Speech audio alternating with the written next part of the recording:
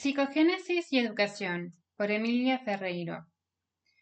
Voy a ocuparme de una de las teorías psicológicas que más discusiones ha suscitado y suscita con respecto a la educación, la teoría de Piaget. Es normal que esta teoría suscite tanto interés entre los educadores porque Piaget se ocupa de la parte nuclear, medular de los procesos de aprendizaje, los procesos de adquisición de conocimientos. Como es imposible en los límites de esta presentación intentar resumir la teoría de Piaget y hablar también de sus implicaciones, sus repercusiones y sus aplicaciones pedagógicas, limitaré mi presentación de la siguiente manera. A. Enunciaré algunos de los puntos claves de la teoría que, a mi juicio, deben tenerse en cuenta en cualquier intento de reflexión pedagógica a propósito de las condiciones de utilización. B. Trataré de indicar por qué son erróneas y condenadas al fracaso muchas de las aplicaciones pedagógicas que se han intentado. Esto último referido exclusivamente a los niveles de la educación preescolar y primaria, que son los que mejor conozco y son también aquellos donde más aplicaciones se han intentado. Piaget es sin duda uno de los autores contemporáneos más citados y menos comprendido. Es al mismo tiempo célebre y mal conocido, dice con razón un comentarista. Suele argumentarse lo siguiente: Piaget escribió demasiados libros y escribió demasiado difícil.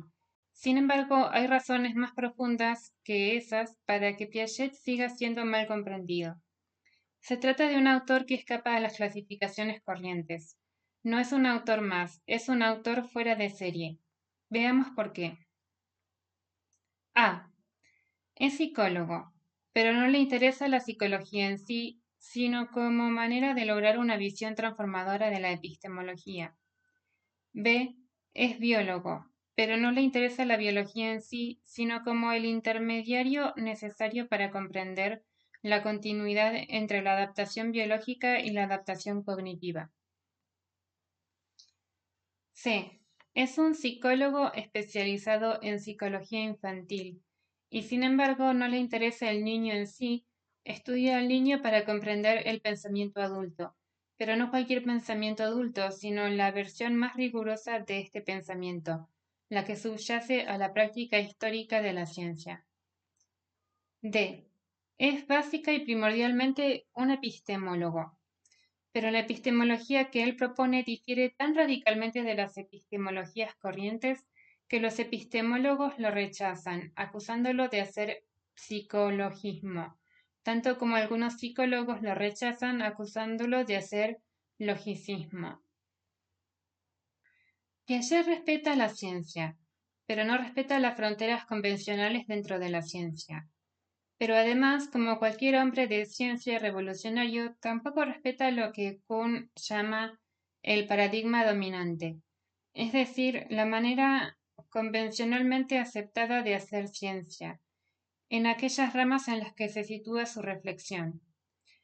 No respeta la manera consagrada de hacer epistemología. Quiere rescatar la epistemología del dominio de la filosofía especulativa y hacer de ella una ciencia. No respeta la manera habitual de hacer psicología de los psicólogos de su tiempo. Crea nuevos métodos para responder a nuevas preguntas, precisamente aquellas preguntas que le servirán para fundamentar una epistemología. No es entonces extraño que resulte difícil comprenderlo. Si la teoría de Piaget es, en general, mal comprendida, es en educación donde la mala comprensión resulta más dramática, en virtud de sus consecuencias. La aplicación de Piaget a la educación pasa generalmente por ciertas versiones de divulgación de la teoría que reducen la psicogénesis a una secuencia cronológica y la noción de estadio a un catálogo de nociones. Una psicogénesis no es una secuencia cronológica, por lo mismo la psicología genética no es simplemente una psicología evolutiva.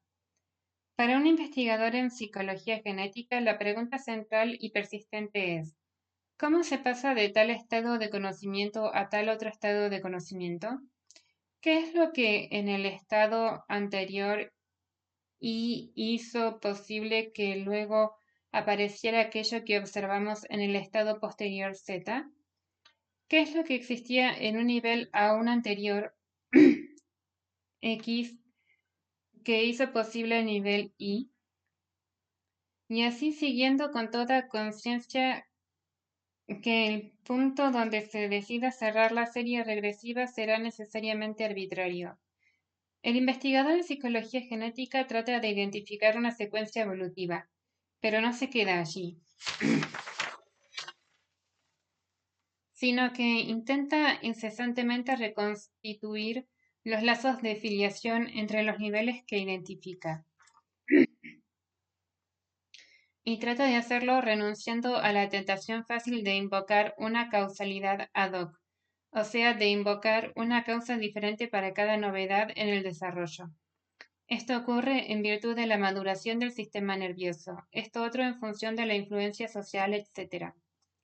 La expresión más general del desarrollo cognitivo es la siguiente.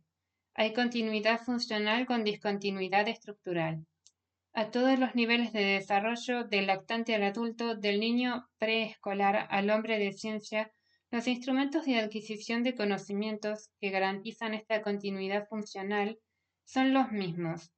Asimilación de los objetos o eventos a los esquemas o a las estructuras anteriores del sujeto, y acomodación de estos esquemas o estructuras en función del objeto que se habrá de asimilar. La naturaleza asimiladora y no simplemente registradora del conocimiento entraña las siguientes consecuencias. El desarrollo cognitivo es un proceso interactivo y constructivo. Al caracterizarlo como proceso interactivo, se lo opone a los procesos madurativos y a los puramente exógenos.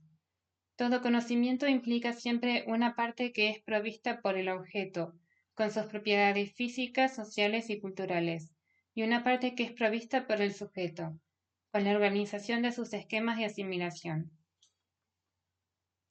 Como los esquemas de asimilación se originan en la acción aparece como el origen de todo conocimiento, incluyendo el conocimiento lógico-matemático. El término acción no refiere únicamente a acción material, abierta o manifiesta. De la misma manera, el término objeto no refiere únicamente a objeto material. El lenguaje es tan objeto a conocer como los objetos físicos que rodean a un lactante. Según el tipo de objeto con el que interactúe y según el nivel de desarrollo del sujeto, el término acción puede remitir a interacciones sociales o a acciones internalizadas, tanto como a acciones materiales individuales. Pero lo que importa señalar es que la acción involucra a. Una transformación del objeto, a veces una transformación física, pero más importante aún, una transformación conceptual. B. Una transformación del sujeto, a veces una ampliación del dominio de aplicación de sus esquemas, a veces una modificación de sus esquemas cognitivos. Las modificaciones en los esquemas cognitivos no son, pues, el resultado de una tendencia al cambio o de una maduración endógena, sino el resultado de la interacción con el mundo.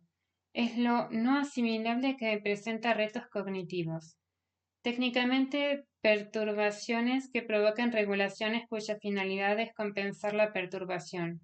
La única compensación maximizante resulta ser aquella que integra completamente la perturbación por reestructuración de los esquemas asimiladores, lo cual supone una nueva construcción. El proceso cognitivo es, pues, constructivo en el sentido fuerte del término. Hay reorganizaciones parciales que obligan en ciertos momentos a reestructuraciones totales, una reorganización completa de los esquemas cognitivos. Esas nuevas estructuras son relativamente estables dentro de ciertos dominios y por cierto tiempo, hasta que nuevas crisis cognitivas obliguen a una nueva reestructuración. Estos modos de organización relativamente estables es lo que caracteriza precisamente a los grandes estadios del desarrollo cognitivo. Las nociones de conservación que jalonan la evolución son el resultado necesario de la estructuración de las operaciones. Uno de los grandes descubrimientos piagetianos fue el poner de manifiesto que el crecimiento intelectual no consiste en una adición de conocimientos, sino en grandes periodos de reestructuración y en muchos casos reestructuración de las mismas informaciones anteriores, que cambian de naturaleza al entrar en un nuevo sistema de relaciones. Por ejemplo, en el caso famoso del trasvasamiento de los líquidos, cuando pasamos un líquido de un recipiente de ciertas dimensiones a otro más alto y más delgado, no se trata de que el niño preoperatorio no vea las dos dimensiones.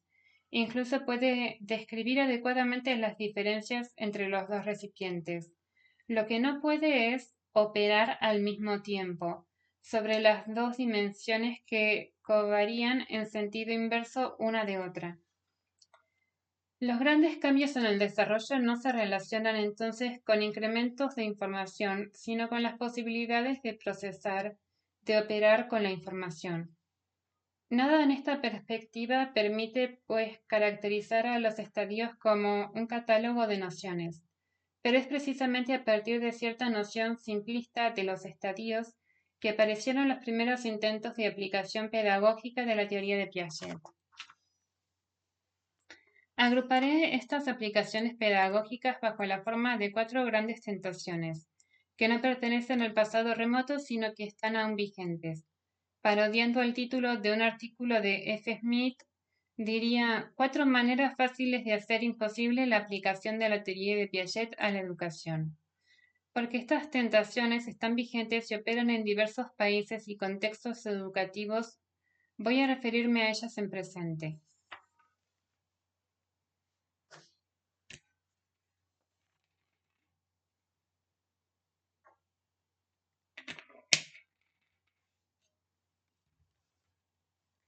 A. Algunos pretenden enseñar las nociones de conservación como si fueran otros tantos contenidos escolares. Esta es quizás, históricamente hablando, la primera de las tentaciones. Cito a un autor norteamericano. La aplicación más frecuente de los principios piagetianos a la educación ha sido la inclusión de varias de sus tareas de investigación en el currículum escolar. Esta proposición tiene su auge en las décadas de los 60 y los 70 en Estados Unidos, como una respuesta alternativa al gran debate sobre la educación que se genera como consecuencia del impacto psicológico del lanzamiento del primer Sputnik en 1957. En esa época, la gran pregunta de la educación norteamericana es: ¿cómo acelerar el desarrollo? Búsqueda de métodos científicos para obtener sujetos más precoces intelectualmente. La mayoría busca en esa época una respuesta dentro de los esquemas teóricos conductistas. Algunos pocos buscan una respuesta en teorías alternativas, como la de Piaget.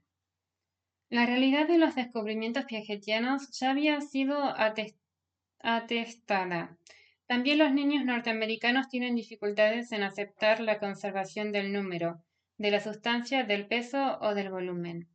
Pero, como señala Duckworth, después de décadas de aceptación de la psicología conductista, era difícil aceptar que si se sabía cómo hacer para enseñar a jugar ping-pong a las palomas, no se supiera cómo hacer para enseñarle a un niño a conservar el número. Seguramente solo tenemos que diseñar adecuadamente las situaciones, focalizar la atención del niño en los factores pertinentes, provocar y reforzar las respuestas correctas y lo habremos logrado. Una serie de programas se elaboran sobre la base de esta idea. Por ejemplo, en 1970, Lavatelli publica un influyente currículum para la educación preescolar, donde fundamenta la necesidad de enseñar las nociones de conservación, de clasificación y de seriación a través de las tareas piagetianas clásicas. En ese programa, como en otros similares, se enseña al niño a responder que hay igual de caramelos en dos filas, una de las cuales ha sido alargada o acortada por simple desplazamiento de sus elementos, porque no agregamos ni sacamos ningún caramelo, etc. O sea, lo que se enseña son las respuestas que sirven de indicadores de la existencia de la noción, confundiendo así el resultado de la operación con la operación misma. Por supuesto que se puede enseñar a los niños a responder de manera adecuada frente a ciertas situaciones de estímulo, como se le puede enseñar a decir buenos días o pleased to meet you delante de un extraño. Pero la noción de operación, acción interiorizada, reversible e integrada en una estructura de conjunto, resiste a tal interpretación conductista. Pretender introducir las así llamadas nociones piagetianas como contenidos a ser enseñados de esta manera solo resulta de quienes aceptan la realidad de los descubrimientos piagetianos sin renunciar a un esquema conductista según el cual solo existen las respuestas y no la actividad estructurante del sujeto. Una acotación adicional. No solamente se incluyeron en el currículum las nociones de conservación, sino que también se utilizaron las mismas situaciones experimentales que Piaget había inventado, pero como si se tratara de situaciones didácticas, ignorando así que algo que puede ser una excelente situación experimental no es necesariamente una buena actividad didáctica.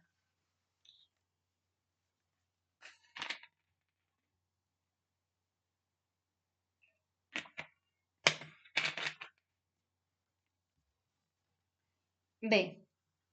Otros, conscientes de que las operaciones como tales no pueden ser enseñadas, concluyen que solo cabe esperar hasta que aparezcan.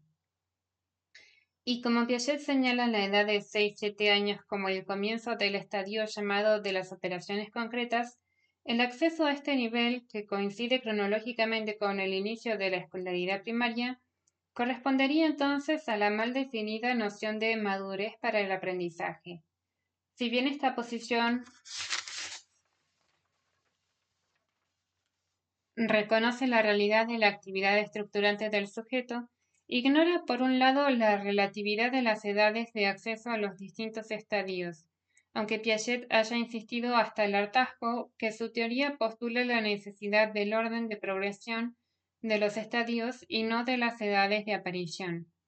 Y por otro lado, ignora las dificultades inherentes a la propia reestructuración. No se llega a las operaciones concretas como se llega a tener 6 años o a sentarse en un banco de primer año. Se llega después de múltiples conflictos, de compensaciones parciales, de intentos fallidos por resolver problemas. No se llega por un milagroso proceso de maduración que nos llevaría tranquilamente de un estadio al siguiente. En el proceso de reestructuración, la interacción con el mundo externo juega un papel primordial. Reconocer los niveles de estructuración pero olvidar los procesos estructurantes conduce a una visión parcial y por ende deformada del progreso cognitivo.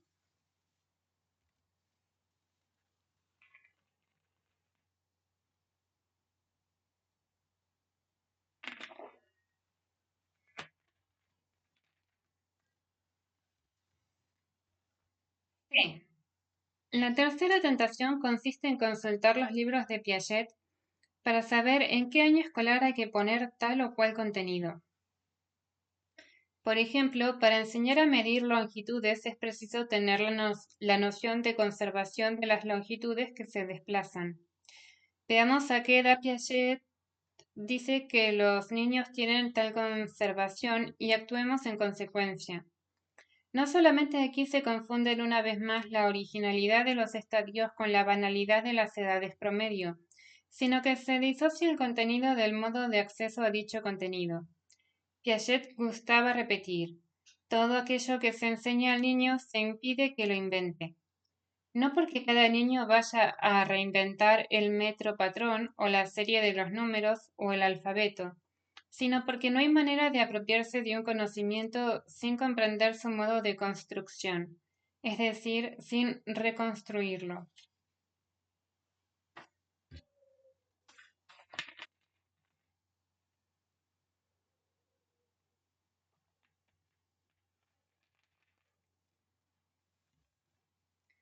D. La cuarta tentación consiste en tomar la teoría de Piaget como si fuera una pedagogía, peor aún, como si fuera un conjunto de recetas inmediatamente aplicables. Con la tranquilidad espiritual que da el Piaget dijo que, cito a Piaget, el problema de la educación me interesa sobremanera, porque tengo la impresión de que hay muchísimo que reformar y que transformar. Pero pienso que el rol del psicólogo es, antes que nada, mostrar los hechos que el pedagogo puede utilizar y no ponerse en su lugar para darle consejos. Corresponde al pedagogo ver cómo puede utilizar lo que el psicólogo le ofrece. Es esta investigación propiamente pedagógica la que hay que hacer para superar el nivel de las recetas, el de las modas y el de los métodos milagrosos. No solamente la teoría de Piaget no es una pedagogía, y nunca pretendió serlo, sino que personalmente considero un abuso del lenguaje el hablar de educación piagetiana. 1. Porque Piaget no intentó crear ningún sistema educativo. La cita anterior muestra claramente la distinción que establecía entre sus descubrimientos y las aplicaciones pedagógicas. Ello no obstante, es innegable que sus resultados son de la mayor relevancia para la educación, precisamente porque redefinen la noción de aprendizaje, noción que ninguna pedagogía puede eludir. 2. Porque un sistema educativo es un producto social y como tal responde a una serie de racionalidades y de solicitaciones que sobrepasan en mucho el dominio de lo psicológico. Es previsible que, en muchos casos, lo que podría parecer razonable desde el punto de vista de la psicogénesis resulte contradictorio con otros requerimientos. Un ejemplo banal. Comprender la historia patria supone, entre muchas otras cosas, poder ordenar en el tiempo ciertos sucesos históricos y comprender las relaciones de duración entre dos intervalos cualesquiera. Esto es prácticamente imposible para el promedio de los niños de 6 o 7 años. Por estas dificultades, todos los hombres del pasado histórico les resultan contemporáneos. Hidalgo con Zapata, etc. Peor aún, no es extraño encontrar niños que piensan que Colón es posterior a Hidalgo, ya que el 16 de septiembre es antes que el 12 de octubre. Nadie se atrevería, sin embargo, a pedirle a la escuela que anule los festejos patrios o los reserve solamente para aquellos niños que tengan ya bien organizadas las relaciones temporales. En realidad, las 4 tentaciones que he mencionado se reducen a solo una: conservar la ilusión de que todo puede quedar tal cual en el sistema educativo con solo unos pocos ajustes necesarios. Apelar a la teoría de Piaget para dar visos de verosimilitud a la noción de madurez que ya teníamos antes. Tomar la teoría de Piaget como una escala evolutiva con la cual medir a los alumnos, solo que un poco más científicamente que antes. Convalidar un programa a un procedimiento apelando a la autoridad de la teoría. Todas ellas son reacciones conocidas, propias de las dificultades de cambio de esquema, a cualquier nivel operatorio en el que nos situemos. Son todas compensaciones parciales, intentos locales, momentáneos y por ende ilusorios de lograr una reequilibración. Intentos de cambiar apenas lo necesario para que nada cambie. Lo que nos propone Piaget es otra cosa. Es una revolución conceptual tan difícil de hacer como el pasaje de la teoría del movimiento de Aristóteles a la de Newton, tan dolorosa como cualquier revolución. Podemos aceptarla o rechazarla, pero no tenemos el derecho de minimizarla ni de caricaturizarla.